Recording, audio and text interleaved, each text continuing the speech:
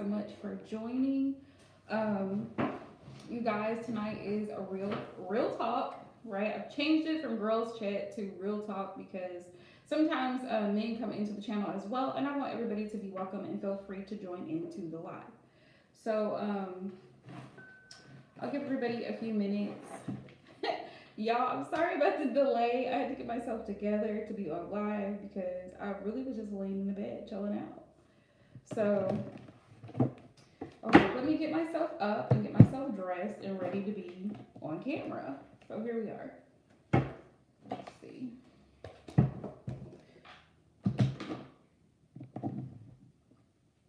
Hey, Aisha love.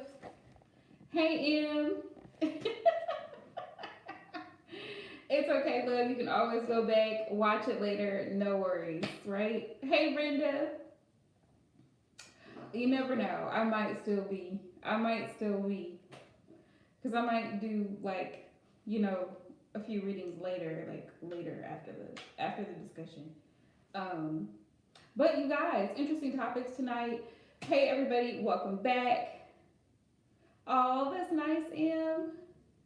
I hope you enjoy it. Please enjoy it. Have a great time. Enjoy it. Yeah. Thank you, love. You too. You have a great night with your daughter. Um, but I wanted to talk about, because I never talked about this topic before, especially with it being Black History Month. I wanted to talk about interracial relationships because that was a question, a topic that was posed by one of my subscribers, and and so I wanted to ask you guys, open the floor for discussion and ask you guys, like, have you ever been in an interracial relationship, or have you ever dated outside of your race or ethnic background, and what was the experience like? Because me personally, I've only done that one time, and it was a very short-lived process. I couldn't even really technically call it dating because we really didn't date, but it was interesting because culturally we were very different. And I think that's the main thing about, you know, interracial relationships is the fact that culturally everybody is different. Like, what may be disrespectful to you may not be disrespectful to the other person based on how they were raised, how their family dynamics, and all those other things. So those are things to take into consideration. Like, what one may find offensive, the other one may not. But I feel like, honestly, that's like in any relationship, you learn like what is acceptable, what's not acceptable. You know what I mean?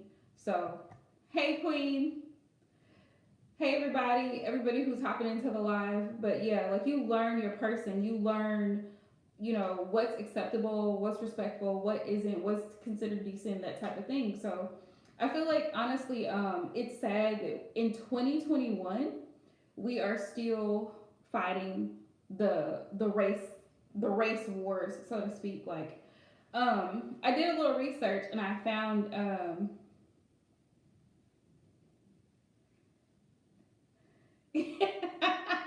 wow, and we're still fighting this battle because it's still actually frowned upon, like, especially down south. Interracial couples are like, that is still frowned upon because they're still and I'm going to talk about it because it is Black History Month, and me being an African American woman, I have every right to talk about it and discuss it on my channel. So whoever feels uncomfortable, go ahead and get out of my live stream now or get off my channel.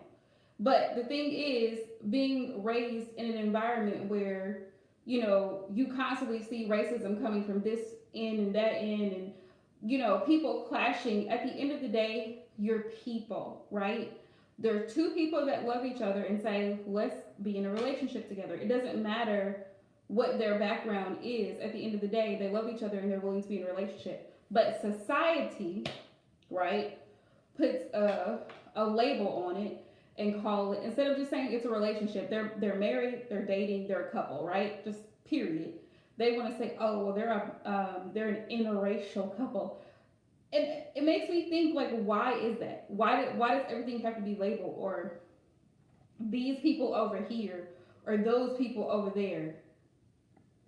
Yeah, it can be, definitely. Those are challenges, Brenda, and thank you for sharing that, because culturally you do things different. Like, can you give examples of, like, what were the differences, or what are the differences, like, culturally between you and your boyfriend? Because he's Italian and you're Mexican. No, you're fine, Em. You're fine, love. Thank you for all the feedback because it really helps the live. It really helps us to see things from a real perspective. And it's like, because I have two aunts that they're biracial or mixed. Yeah. And a lot of times they would get called names in school and stuff like that. They were telling me because of that, and I think that is like really ridiculous because their parents, like my grandfather's African American and then their mom is white. So they would get picked on in school because of them being mixed, something that they don't have any control over. You know what I mean? So the whole concept of racism to me is just ignorance. It really is ignorance, and it's fear based. Like it's being afraid of someone simply because you don't understand them or how they work or how they behave. So it's nonsense to me. Hey Tara girl. But I've only had one experience like that where I actually dated outside of my race per se, but it wasn't a long-lived experience. Like he was a Mexican, and the way they do things, their perception of things, Mexican men they tend to be more dominant, and they tend to want to control things, and that's culturally how they tend to do things. From that was what I learned from being in that relationship. His culture was men are more dominant and they take control and they say they have the final say so and whatever happens and what have you. I don't find that a lot in like African American or black communities. I don't find that. Usually women tend to be the stronger. I mean, you do have those households. Don't get me wrong. There's always exceptions to the general consensus, but typically women usually are the ones that dominate the relationship. Don't know why that is, but that's what I typically find. And I think it's partly, like I told y'all, I was going to get into a little bit about slavery because it's important. And I already know a lot of other races have experienced their own forms of persecution, hatred, and all of these different things. And by no means am I minimizing those experiences for those cultures. But what I will say, because I am African American, is that no other race has endured such hatred as black people. And so that's why I feel like as a collective effort, we have to work so hard to get past that, to move past that, because it's like, here we are, 2021, and we're still having hate crimes, we're still having police brutality and racial profiling and things of that nature. So it makes it difficult when just two regular people from different ethnic backgrounds decide, oh, you know what, I really love this man or I love this woman, even though they're from a different culture, a different race. It's almost like you can't be with that person. Why? Because they're different, because they have a different skin tone, or you know what I mean? Like, it just doesn't make sense to me. The nonsense of racism in itself just makes no sense. Instead of just saying, oh, is this person a great person? Is this person a healthy person to be with? So let's judge this person based on their race or their ethnic background. Just it's foolery to me. Like, I don't know. But I've only had that experience one time.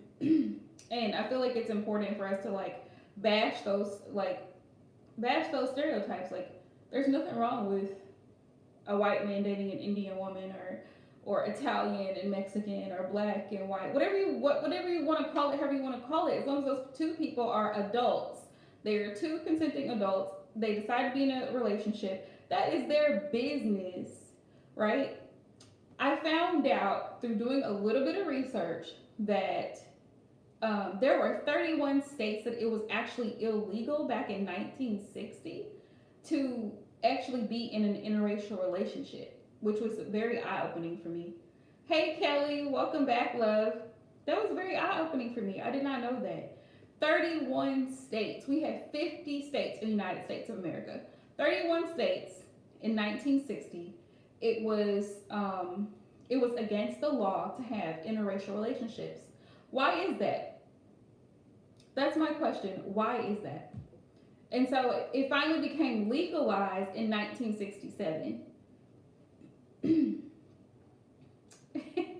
Okay, Brenda. It actually became legalized by a Supreme Court justice in the state of Virginia, where interracial couples were allowed to actually date and actually marry, if that was what they wanted. And the reason it happened was because there was actually an interracial couple that was arrested, and they were saying like the penalty for actually breaking that law was a year in prison at the time, and so that couple was in jail. They were serving a sentence at that time, all because they wanted to be together, all because they wanted to be in a relationship. And you just see the foolery in it. Like, it makes no sense.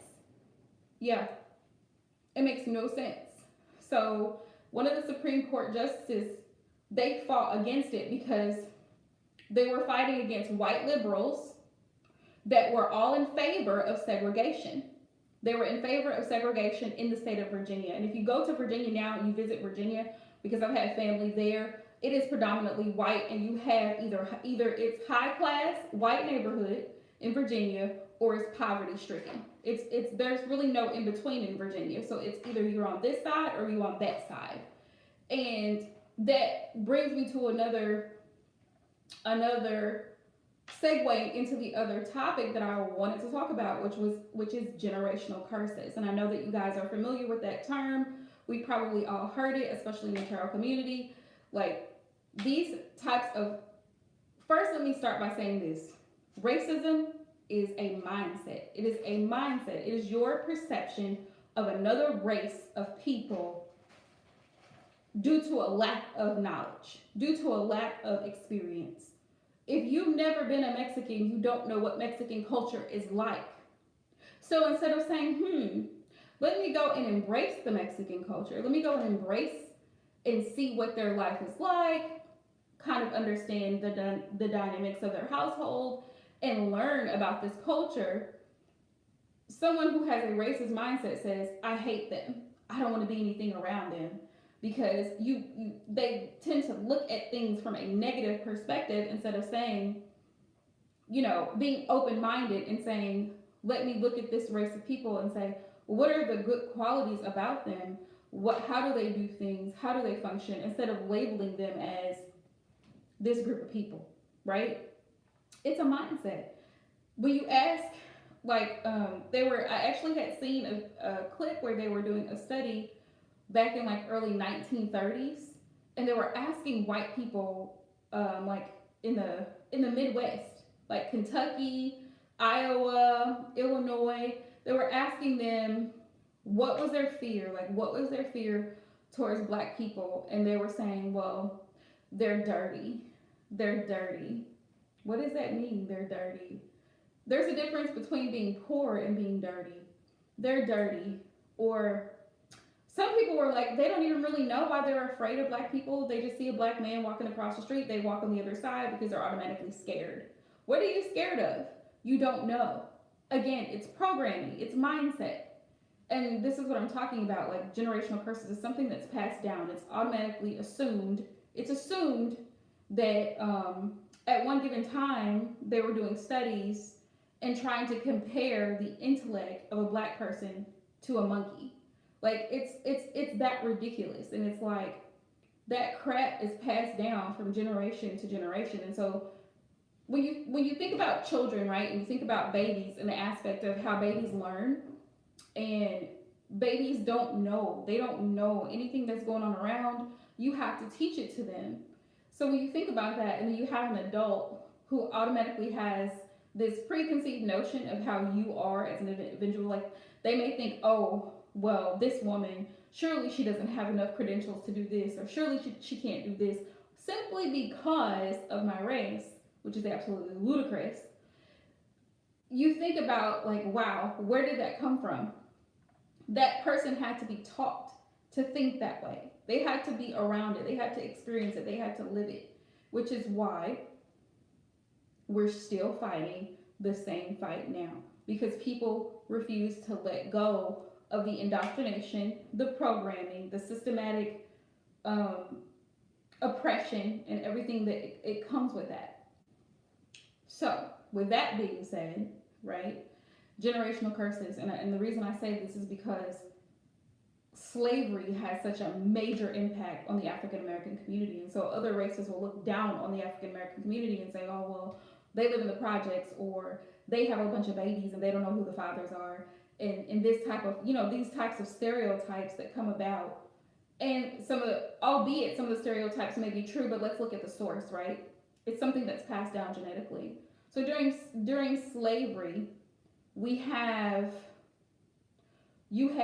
the field slaves and you have the house slaves. Now, not to minimize the amount of pressure and endurance and everything that the field slaves went through, working out in the hot sun, in the cold, whatever it was, all year round, the beatings, the hangings, all of this stuff. Let's look at the house slaves for a minute, because a lot of people would say, well, they had it better. They were the lighter skin, which is why we have this division even in the Black community. Whole nother topic for a whole nother day. But we have this division amongst ourselves because of this crap right here, right? So they try to pit slaves against each other. And this is why I'm saying it's deeply rooted. It's a generational curse. It's a generational problem that needs to be reprogrammed. So you have the field slave and you have the house slave, right? So the field slave is out working hard, toiling hard. Exactly, Kelly. And then you have the house slave. So the house slave is cooking, cleaning, and doing everything else that they need them to do in the house, right? On top of the verbal abuse, the physical abuse, the sexual abuse, and everything else that they endured as well. So let's say that one of these field slaves, she's raped, right? And she has a child by this plantation owner, but then she has her own children. It's something, so you see the emotion of fear, the anxiety, the hatred, the anger, all of that being bred into each generation. And this happens for a century, another century, another century. Do you see what I'm saying? So it trickles down. And so then you have, not too long ago, 50, 60 years ago, you start seeing what they call projects being put up. And so a lot of Black families are divided. Well, guess what happened when we were brought here from Africa, or during the slave trade when we were dropped off on the shores of Virginia, right? They broke up family units. So what do you think is happening now, where you only have a single mother household? And it's a common situation. It's a trickle down effect, which is why I say it's deeply rooted. It's a generational situation. So you have all these generational traumas, right? So let's fast forward to 2021. You have all of this, and these people, no one ever even taught you to read, right? During slavery, you weren't even allowed to read. Slaves were not allowed to read, for those of you who did not know that. They were denied educational rights. They were denied basic human rights as human beings. So you fast forward that to today, right? So you still have down south where a lot of people are still, and a lot of Black people are still uneducated, because it's a generational pattern. It's something that has happened. It was passed down from generation to generation. All they know is sharecropping. All they know is farming. All they know is living off the land. So all these unhealed traumas, and then they come out in violence. They come out in drug dealing. They come out in prostitution. They come out in so many various forms within the community, and we see it. And so other people outside of our race look at us and say, they generalize everybody, and they say, oh, well, Black people are so angry. Black women are so angry. Would you be angry if for 300-400 years, century after century, this is how you were treated? Century after century, these are the traumas that happen to you. And I'm not saying that every white person is responsible for it, but just hear me out here. This happened repeatedly over and over and over again. And it's not something that you had any control over. You had any say so over. It was force. So it's like, either you do this, or we're gonna hunt you down in the middle of the night with hound dogs and guns, and we'll lynch you publicly if you don't get back here to this plantation. Because that's the force that the white people carried when they brought us over here. So it's deep. It's very, very deep. And so when it comes to interracial relationships, a lot of black women especially feel some type of way about it, because it's like a lot of times they see it as a betrayal. They see it as a betrayal. When really and truly, anybody should be allowed to have a relationship with whoever they want to have a relationship with, despite the cultural differences, despite how other people may perceive you, how other people see your relationship. But because the traumas are so deep and they've been so unhealed, people get in their emotions and their feelings about something as simple as dating someone from a different race, right? And I'm not, like I said, I'm not excluding like the Jews, the Native Americans, the Italians, the Mexicans, like so many other ethnic groups have endured so much horrible, unnecessary suffering. But I'm specifically talking about Black Americans because of the fact that we've been going through this for damn near 400 years and we're still going through this today, which is why the principle of George Floyd and Breonna Taylor and all the other African American men and women who've been killed at the hands of white racist Americans is still an issue, because it's still a problem. So this is where we're at, right? Generational curses. So then the question becomes, how do you break generational curses? It's the same thing as not knowing how to parent, because like I said, remember, slaves were never taught education. Education was never a priority, right? So how can you teach your child to be educated when you're not educated? How can you teach your child to be in a loving, healthy two-parent home when that's not the example that you put before them? So how do you break the generational curses? So let's talk about it. One, get therapy. Start with therapy. A lot of Black people run around here who have mental issues, psychological issues, and instead of going and seeking licensed medical help for it, they ignore it, they smoke it away, they drink it away, they hop around from person to person instead of dealing with all of those emotions and all of those issues with somebody who can actually help them work through it and let it go and be able to move forward. So that's a step in the right direction. That's a step in the right direction. That's a step in saying, you know what, I want better, right? It's like, again, just like racism is a mindset, poverty is a mindset, right? Instead of saying, well, you know, I'm going to live off the system, I'm going to be on welfare until I'm damn near 50, 60 years old. How about the internet is very available at this point. How about I try to learn a skill, go to school, see it through, finish it, acquire some type of degree or certification or skill, trade, you know, some type of trade. Pass that down to my children so I can actually start building something to leave behind when I pass this earth. So my children have something left when I'm gone.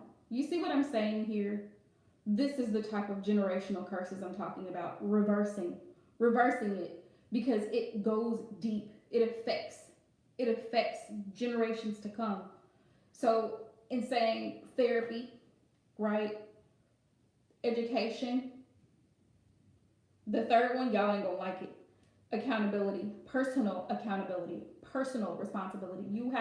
I have a moral obligation to heal whatever traumas I've had to deal with in my childhood, in my adult life, because of piss poor decisions I've made, and being a good judge of character, choosing shitty people for relationships, whatever my issues are, it's my responsibility to heal them so that nobody else has to suffer the repercussions of my emotions or my actions. Exactly, Kelly. Exactly. And it's like it's such a big task, but at the end of the day, it starts with you. It starts with self.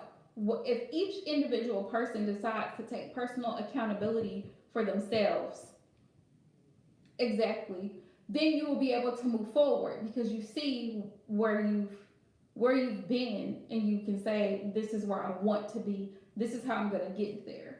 I'm no longer going to allow myself to be, with all of that being said, coming out of the victim mentality, right? I'm not going to be a victim. I choose not to be a victim. If anything, I'm a survivor, and that makes me stronger. That makes me a winner, because I've gone through something.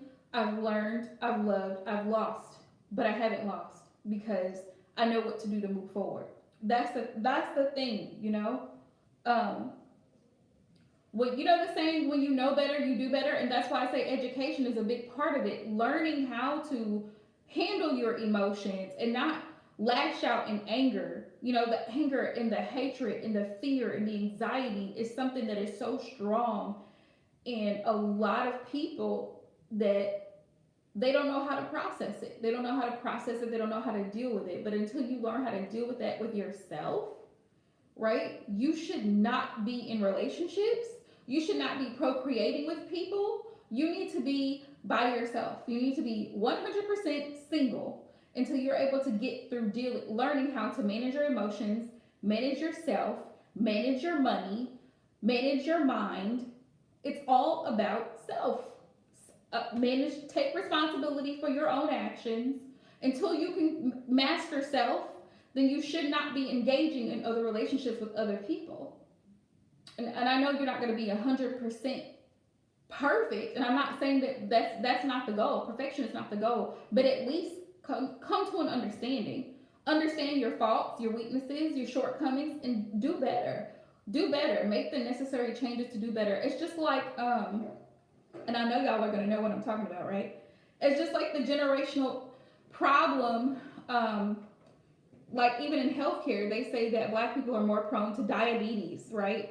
Diabetes, heart problems, strokes, this type of thing, gout, all this type of stuff, because our eating habits have not been the best. So it's like, at what point do we decide collectively to say, maybe I should stop eating so much processed food. Maybe I should stop trying to eat maybe I should start trying to implement more healthier eating choices in my diet so that I can live longer.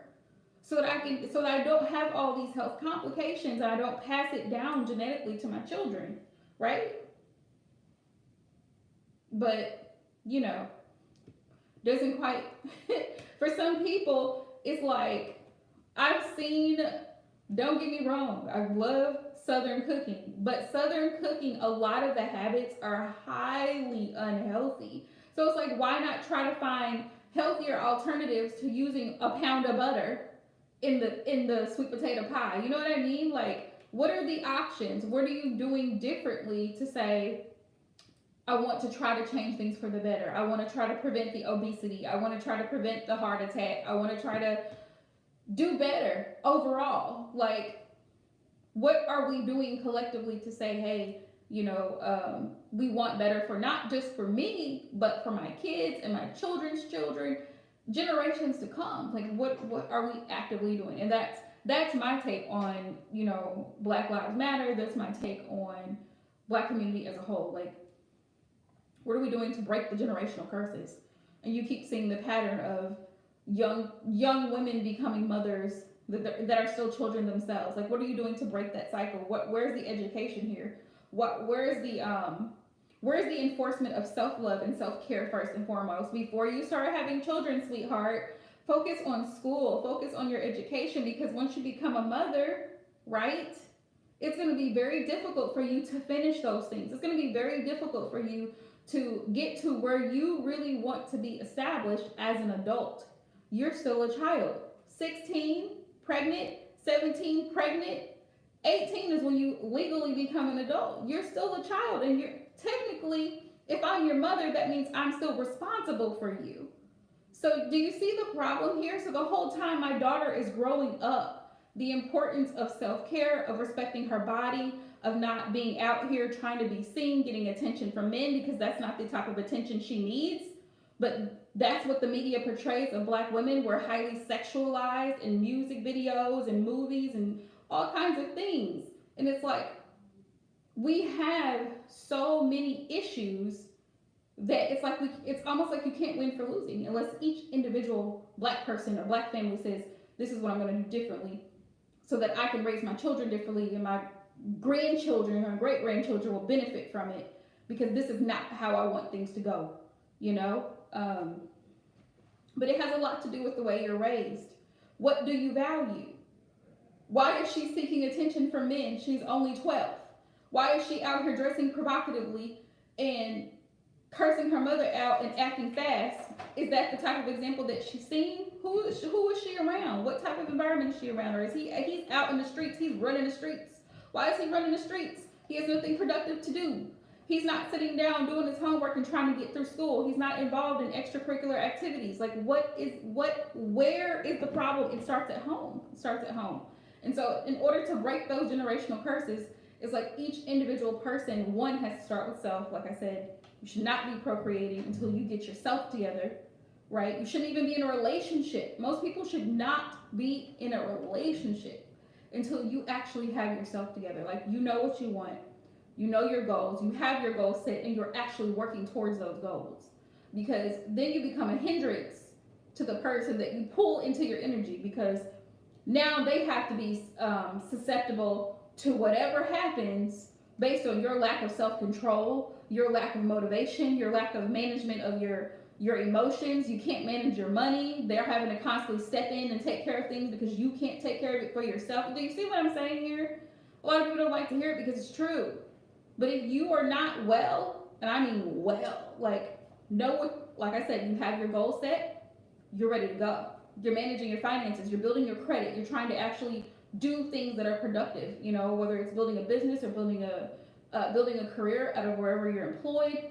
How long? Planning for retirement, having an IRA or having something set up for in the future, right? Thinking long term. But if you don't have those things in your mind, like where you want to be 10 years from now, it's like, what's the point in dating people?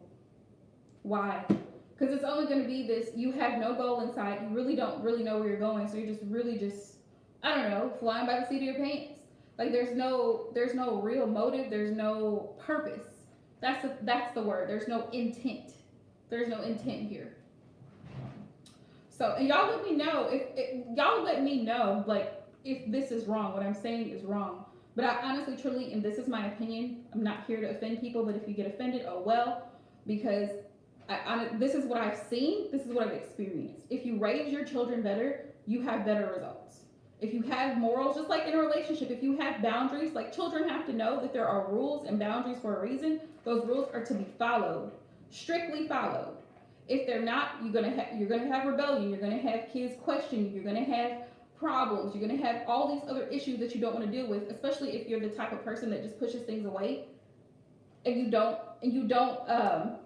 hey, Amor, and you don't face things head on, right? Because you're afraid to hurt someone's feelings, or you're afraid of confrontation. If you don't take the bull by the horns, or you don't take the initiative to say, hey, that behavior, no ma'am, no sir, not in my house, you're not going to do it. You have to be the person that sets the example.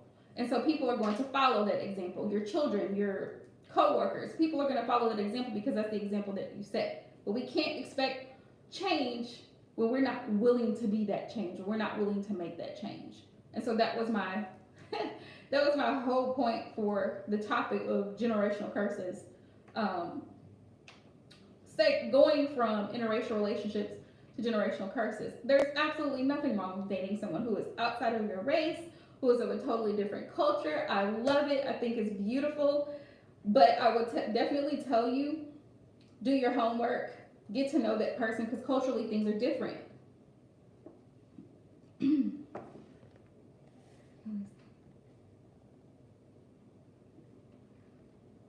Exactly, Kelly. That's the thing. Like, everything you do, you have to have a purpose behind it.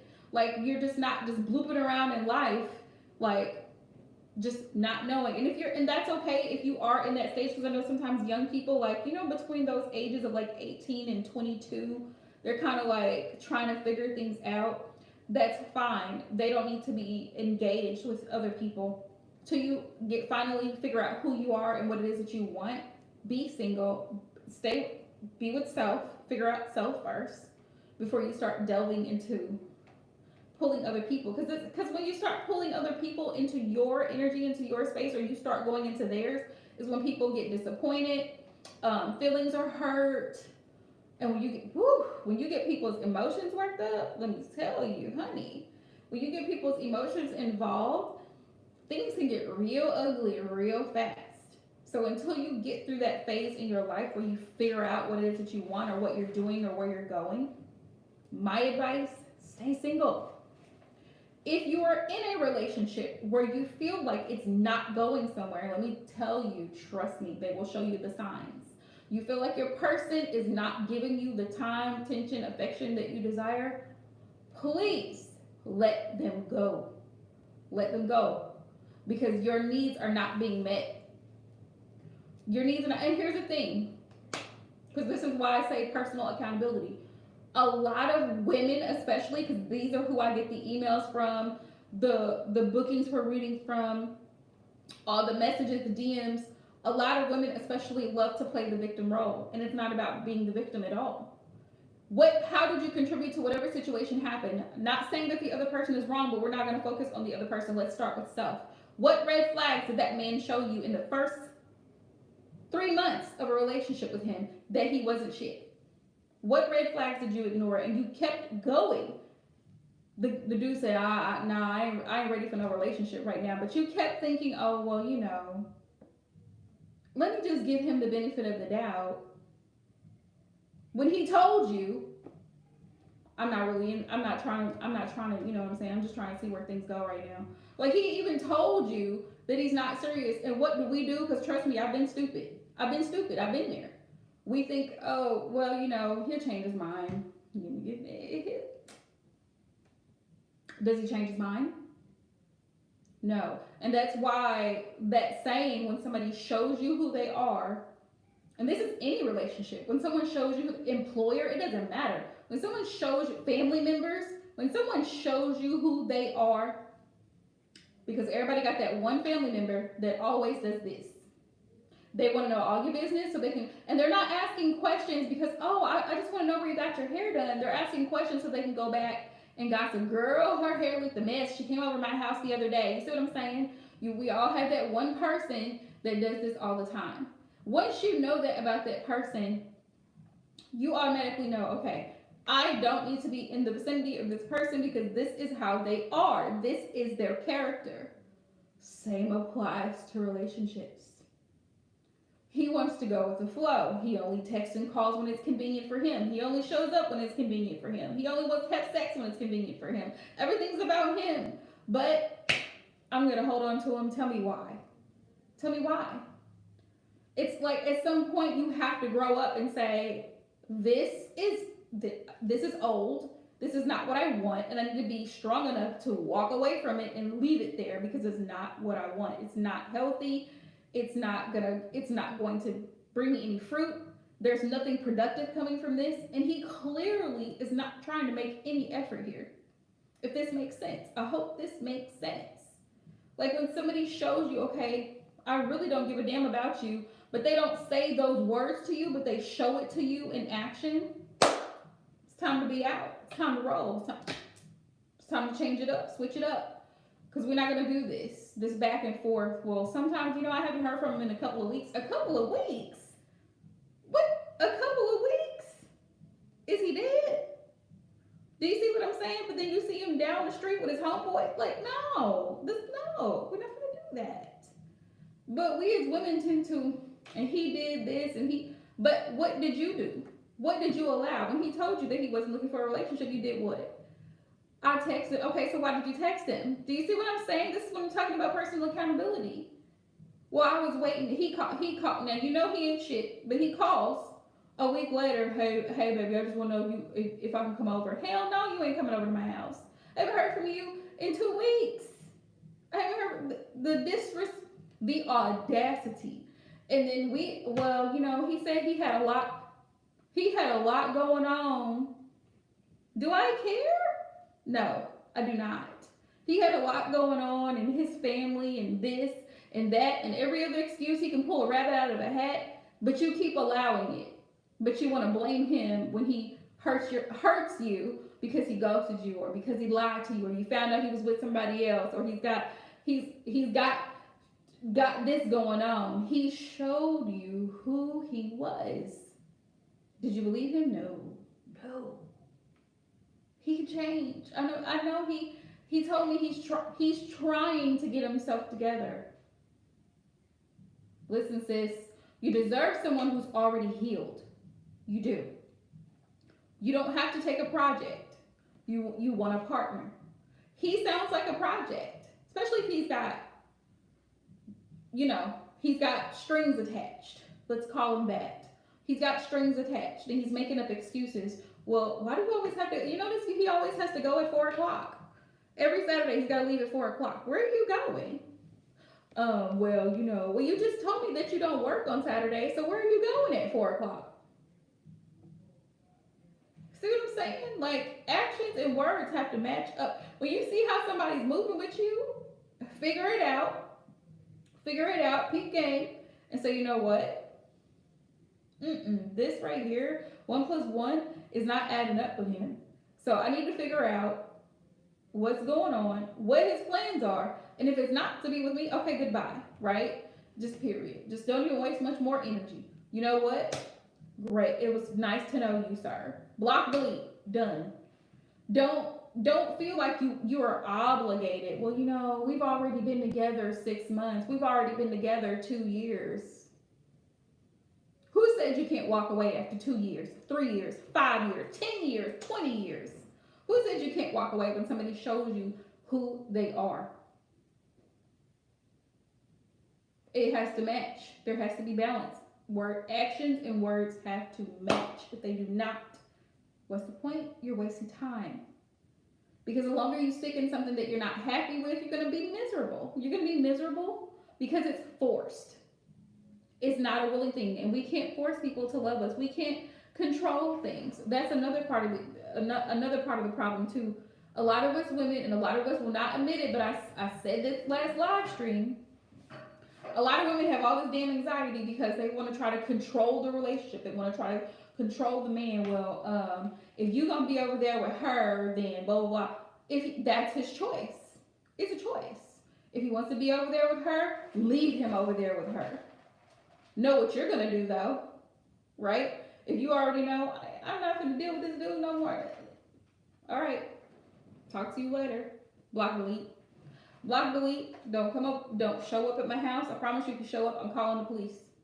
Don't show up. Nothing. Don't want to hear from you. Nothing. When it's done, it's done. People still trying to check up on exits and figure out, well, I wonder who. Oh, so you already with somebody else? You already with somebody else? Okay. What does it matter? What does it matter? If we're not together and I'm already with somebody else, that's my business. Mind the business that pays you. We're not together. You see what I'm saying? You have nothing to prove to an ex. The ex is an ex for a reason. It's up to you if you believe in second chances. But like I said, somebody's showing you who they are. 9 times out of 10, they're gonna show you again. They're going to show you again. And so that's where we have to draw the line. Man or woman, it don't matter who it is. If it's a man and he's dating a woman and she keeps acting a fool, acting crazy, flipping out, emotions all over the place, she's very damn needy, she doesn't have her shit together, she always needs him to pay for everything, and that's another problem too, because a lot of women think that men are just made of gold, and that's not the case. You should already have your shit together before you get in a relationship with a man. You shouldn't have to rely on him to do everything for you. Yes, should he be there as a support? Absolutely. Should he be there, to help and assist here and there? Absolutely. But he is not your personal bank. That's not what a man is there for. So a lot of women drive men away because they're always trying to see what they can get out of him from a financial perspective. And the relationships it's about more than money. It's about more than sex. It's about collectively all those things together. What do we both bring to the table? What are both of our values? What do both of us see together going forward in the future? What do we both want? You see what I'm saying? It's a collective thing. It's a partnership, right? It's like a team. So if I come into a relationship and I'm like, well, I'm not doing this until he does this. Like, no ma'am. No. Then he's gonna be like, damn, she's kind of like, I don't even know if I want to deal with her. I don't even know if I want to talk to her, because she automatically is like, I'm not doing this and I'm not doing that and this is what I want, blah, blah, blah. Like, you see what I'm saying? Like, relationships are in stages. You have to take your time and get to know that person and enjoy it. Like, enjoy being in that relationship before you start asking bigger questions and talking about moving in together and, switching jobs and big life changes. But again, start with self. When you have it together, then you're good to go. You don't have to worry about, oh well, I can't pay for dinner tonight. I need him to pay for it. He's automatically going to step up and do it because why? He's in a healthy place. And this is why it's a whole nother life for a whole nother day. It's important to be a good judge of character. Like I said, when someone shows you who you are, believe who they are, believe them. You also have to have a spirit of discernment, and we hear this a lot. A lot of people heard it in church growing up, have a spirit of discernment. But what really does that mean? Pay attention to how someone treats you. Pay attention to their actions. Pay attention to the things they do. You can tell somebody who is like they have their shit together. You can tell. You can tell. It doesn't take a long time to figure that out. You can tell someone who's responsible, who's reliable, somebody who's actually going to be on time or be dependable, right? You can just tell it after a period of time of being around that person or going on a few dates with that person or talking to them for a period of time. You can tell, like, okay, this is his mindset or this is her mindset. Do you know what I'm talking about? Like, it doesn't take a long time to figure that out. I think what happens for a lot of women, I know what happens for a lot of women, is that the emotions come into play. And so when emotions come into play, it's like it clouds judgment. But usually, just from a rational, logical perspective, you can actually tell when somebody is like, they have it together, they know where they're going, they're able to manage themselves, they don't need you to take care of things for them.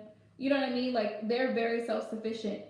So, that's the type of partner that if that's what you want, then that's what you have to manifest. That's what you have to work towards. But you have to put that same energy now back into the universe, right? If you're wanting this person to show up who's financially stable, then ask yourself, am I financially stable? And if you're not financially stable, what am I doing to get there? I want this person to have a high credit score of 700. Well, where's my credit score? What am I doing to build that credit score? Do you see what I'm saying here? Or he needs to have his own place, but what about me? Do you see it? The balance? He needs to have his own place, but what about me? Or at least capable of having his own place. What about me? For me, he needs to have his own place. That's just me personally. That's one of the three main things. Place, transportation, employment. Three main things. Those are basics for every man to me. That's just me. Every woman's standards are different. Your standards may be he has to make 6 figures a year. Make sure you can match that. Because if he's that high maintenance, he may have his own high expectations for his spouse or his partner or whatever the case may be. He may have, women forget that a lot of times. Men also have high expectations. So the same energy that you're expecting from him, be sure that you're ready to reciprocate it. So that's what I'm going to say there. All right, y'all. So that concludes the real talk session. Anybody that's sticking around for readings, let me know. I'll go ahead and do a quick list. I'm only going to do about 10 people because I don't want to be on here all night. But thank you to everybody who joined the live tonight.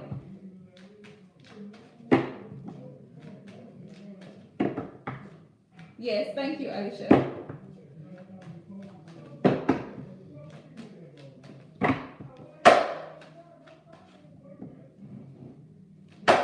Oh, Reek's mad because he heard something drop.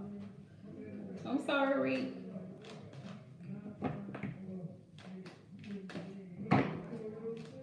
So, I think Pure Love, she was here, so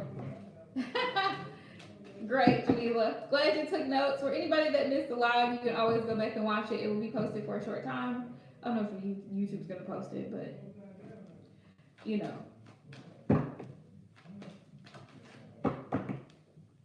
I think it was an interesting topic, though.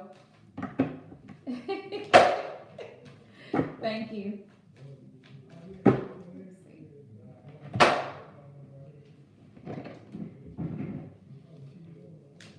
Let's see, Spirit. What messages does Scorpio have? Scorpio love. What messages does he have? Is it the one that I wanted to use?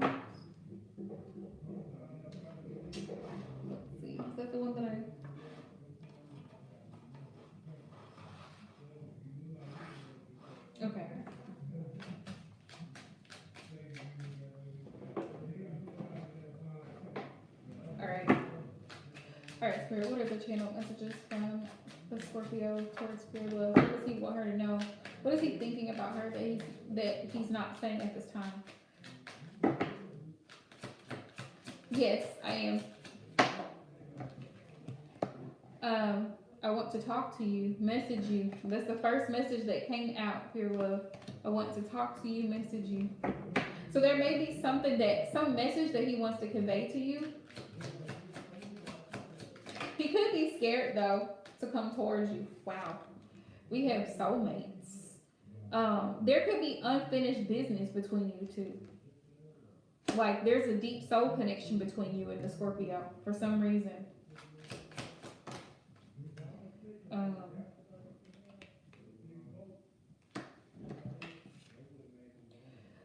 What did I tell you?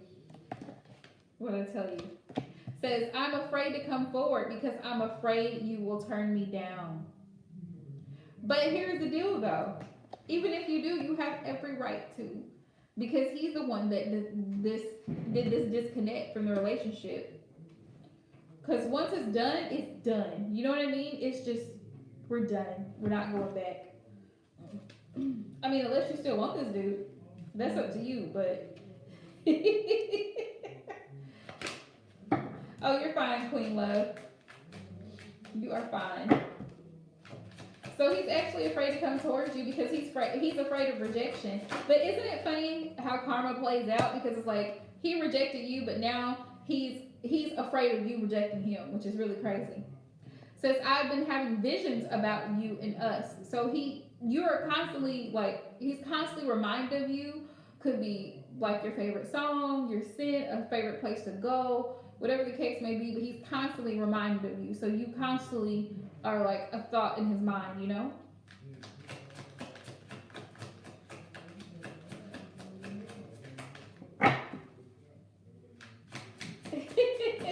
Right. We're just glad that you made it back, Queen.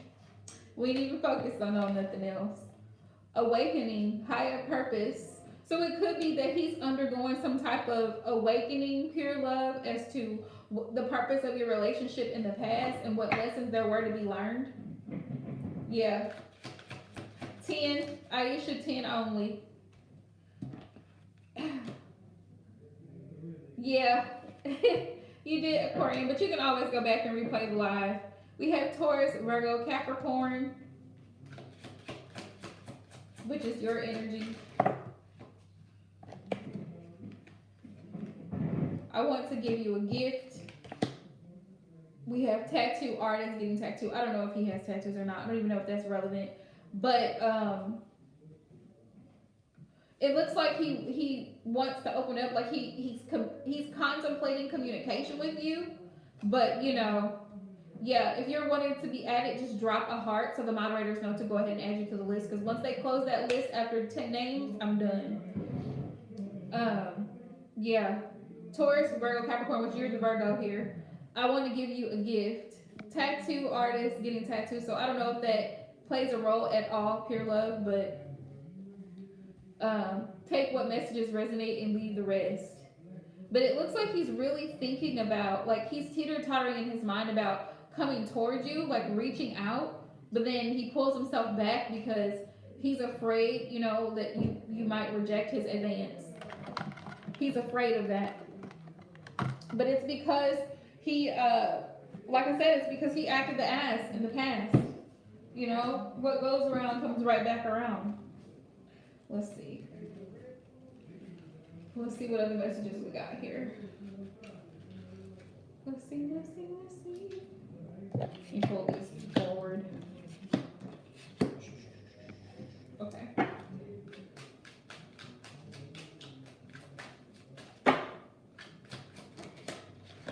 The thought of you still does things to me. Like I told you, you are constantly running through his mind. Constantly. I feel a special bond with you that I've never felt before, hence the soulmate card. Look, like he has a deep connection to you that he just can't shake. Even though he's not with you, don't think for 1 minute that you're not on his mind, because you are. I know I made a huge mistake. Whatever that mistake was, wherever that could be, whether that's with a karmic or whoever, but He knows that he made a huge mistake by leaving you because you were a special one. You were a real one, like they say. You're a real one. And he knows he messed up big time. So if you don't, even if he does reach out and you're like, I've moved on with my life, I've healed from that period in my life, you have every right to reject him because he had an opportunity and he messed it up.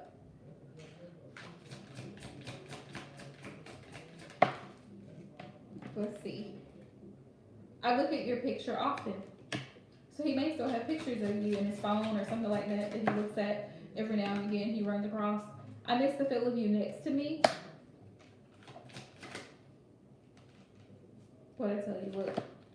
Even though I don't show it, I am sorry for how things went between us. That's another message he wants you to know. Karma is a bitch. I finally got mine. So he's doing some heavy thinking right now.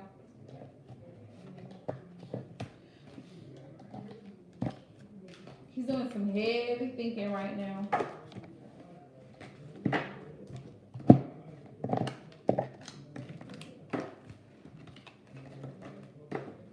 Yeah, just know that he's doing some heavy thinking right now. But the question then becomes, if you two aren't together, he's technically an ex, and so then the question becomes, will you really think about it? Do you really want that back in your life? Like, it's like with exes, it's like, do we really want to put ourselves through the misery of reliving that shit all over again? The hurt, the frustration, the finding out the secrets, the lies.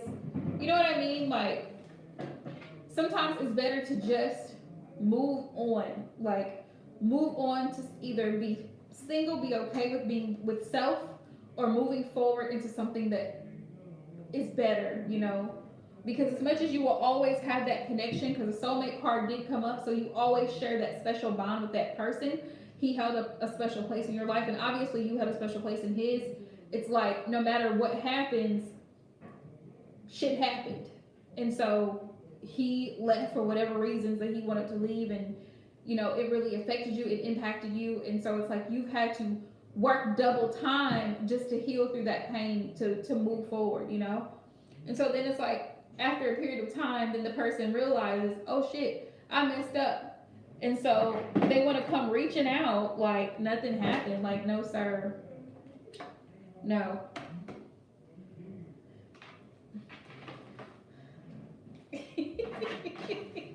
Right. You got it, Aisha. You got it, boo. Hang on, y'all. I apologize. I'm trying to move stuff around. I got decks everywhere. Okay. Okay.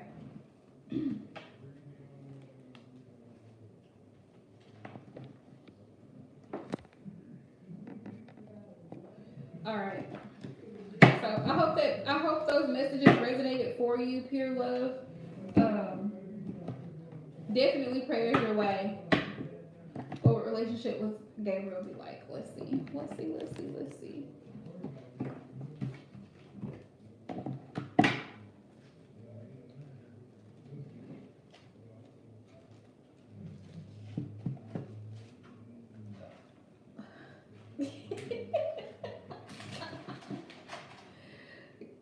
Queen, honey, it don't bother me none. Do what you need to do.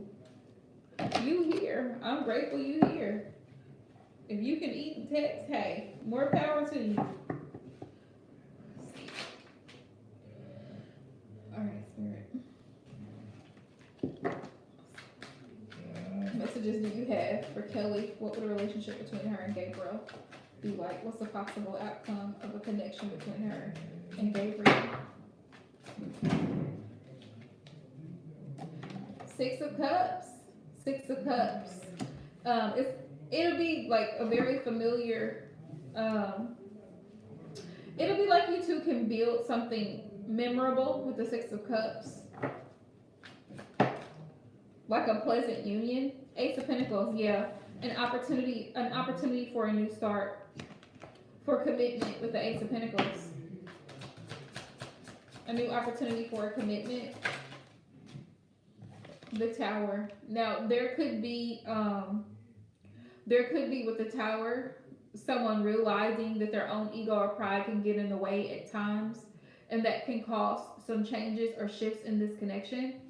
But sometimes that's a healthy thing. Like sometimes you need a break to take a step back and realize some things about self in order for you to be able to move forward.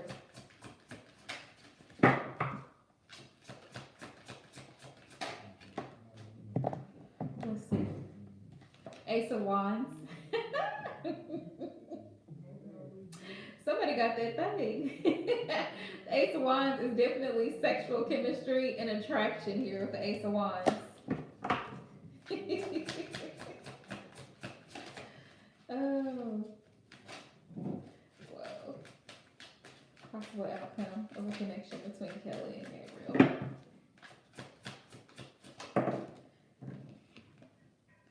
The Two of Pentacles. The Two of Pentacles in reverse. And I like that because the Two of Pentacles in reverse is like making a decision. Yeah, making a decision. Just finalizing and making a decision. Because the Two of Pentacles in the upright is like, I want to do this, but I want to do that. And I don't really know which one I want to do. So it's kind of a back and forth type thing. Let's see. Possible outcome here, Spirit. Ooh, Eight of Wands. A lot of communication and action. Right, exactly.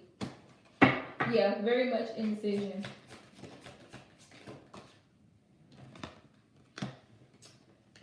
Eight of Wands. We got that Queen of Pentacle energy here. I feel like this is how he sees you in a Queen of Pentacle energy. Nine of Cups, wish fulfillment. Nine of Cups. The 9 is only one less than the 10, which is the end all be all. So, wish fulfillment, satisfaction. Yeah, 7 of Pentacles. Time well spent, time well invested. It's going to take, it could be a slow process with the 7 of Pentacles, because sometimes the 7 of Pentacles is like a sign of like delays or a time to reevaluate why you're investing a certain amount of time or energy or effort into something, but it's worth it. You know, like it's going to pay off type thing.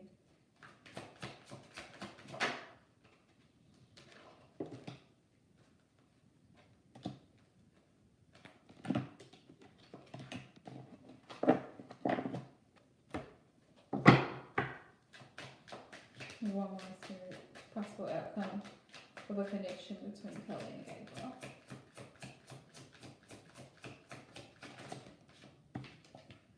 Four of Wands. Commitment.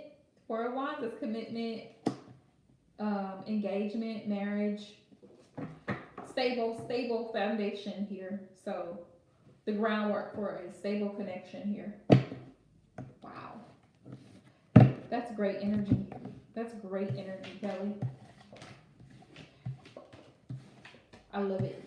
I love it. I love it.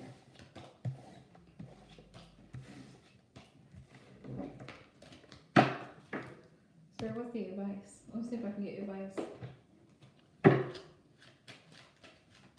What's the advice?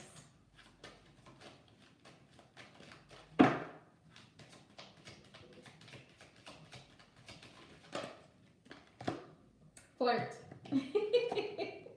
Yeah, flirt.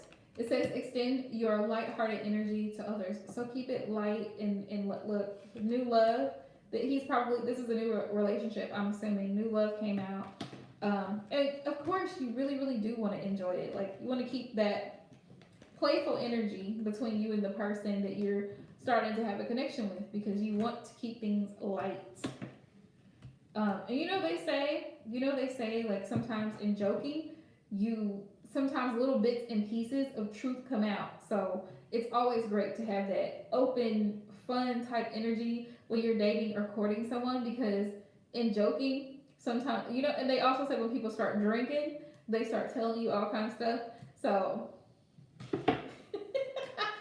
not saying that he drinks, but I'm just saying, like, the more comfortable somebody feels with you, the more likely they are to open up and really express how they feel about you, what they want, like all that type of stuff.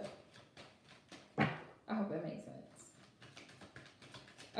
sense.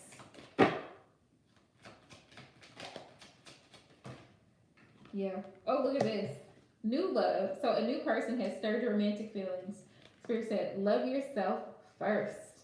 Love yourself first. And I feel like that's why the potential for this relationship is really beautiful, Kelly, because I feel like you have done a lot of personal, like I said, a lot of personal internal work on yourself. And so when your cup is full, like we always talk about, you're able to pour a little in somebody else's cup. So yeah, Spirit says love yourself first, and they're wanting to remind you as well to continue to hold your standards where you have your standards and continue to maintain your boundaries. Allow him to earn access to you. You are not free. What you have, right? What you have is to be valued. There's a price on it. So let it be earned. That's Spirit's reminder. Let your time, effort, energy, whatever it is that you're giving, allow it to be earned. Let's see. Spirit says, let your friends help you. Ask for and accept support from others, which is why you're here. Let's see. And healing family issues. Your love life benefits as you forgive your parents, but not just your parents. I always say, every time this card comes up, I always say your partner. And the reason being is because if you had past connections that just didn't work out for whatever reason, right? Spirit's like, this is your lesson, right? Because we always hear about the karmic lessons, right, in tarot. And those past situations were karmic lessons because we could have been the karmic in that situation, right? And so it's like, what can I do better going forward? Whether you need to set better boundaries, whether you need to be a better judge of character, whatever it is, Spirit says heal those issues because your love life now is going to benefit from learning from whatever past mistakes or issues you had. That's the advice. Okay. So whoever's next, please drop the question.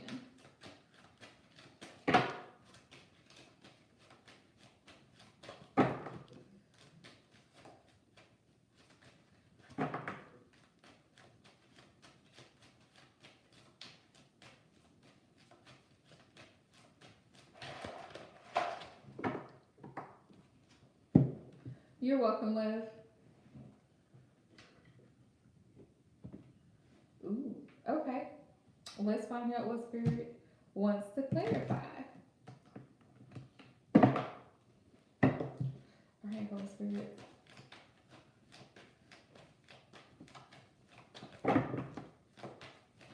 Ooh, what do you want Jamila to know? Well, the High Priestess poked out. And the High Priestess is like,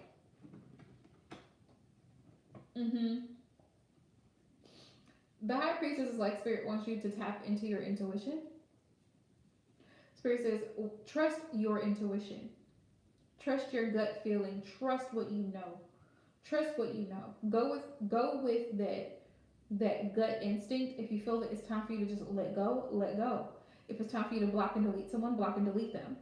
If it's time for you to cut off communication, cut off all forms of communication, contact, whatever the case may be, then do so. So be it. Spirit says, so be it. With the High Priestess, she is she's one of two things with the High Priestess. She's either ready to open up and reveal something, or she's ready to hold something in. And so you may have been holding in information, like you know certain things about this particular guy, you know his mannerisms, you know his behavior, and Spirit's saying, so now that you know better, are you going to do better, Jamila? Like, now that you know how he is, how he presents himself to you, right, and how he shows up for this connection, how are you going to move forward? The High Priestess, she knows. She trusts the instinct. She trusts the intuition, right? What is morally acceptable? What is morally right in the situation? Like, is there, like, when you really stop and break it down, it's like, does this person really, because the foundation for all healthy connections, one is respect, two is trust, right? Is there something that's being hidden? Is he hiding something?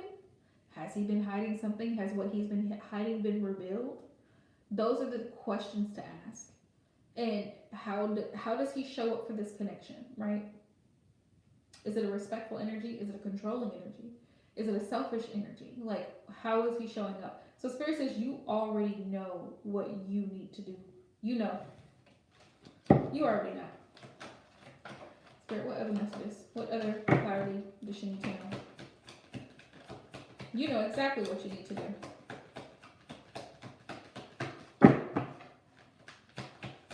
I feel like you were looking to me for confirmation, but Spirit just confirmed it with the High Priestess.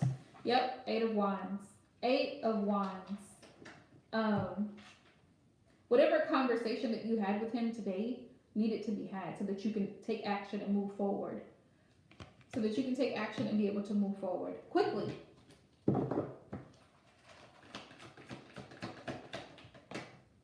Yep. What did I say? 6 of Swords. No longer drama. 6 of Swords. 6 of Swords is actually a very deep meaning behind the 6 of Swords. But it's like no more drama, no more disagreements, no more of this power struggle back and forth for you to express how you feel and he says how he feels and this type of thing. Spirit says no. No. It's just, we want peace across the board. We just want peace, right? So now is the opportunity for you to go in peace. 8 of Wands, go in peace. 8 of Wands, 6 of Swords. Because the 6 of Swords is one up from the 5 of Swords, which is mindfuckery, games, in and out, wishy-washiness. If all of that had been happening, it's time for you to escape. And every time I see this card, I don't know if you guys can resonate with what I'm saying, but every time I see the 6 of Swords, the image that comes to my mind as a child was seeing the movie Moses, you know, the cartoon, right? And where she's escaping to drop the baby off at the Nile River.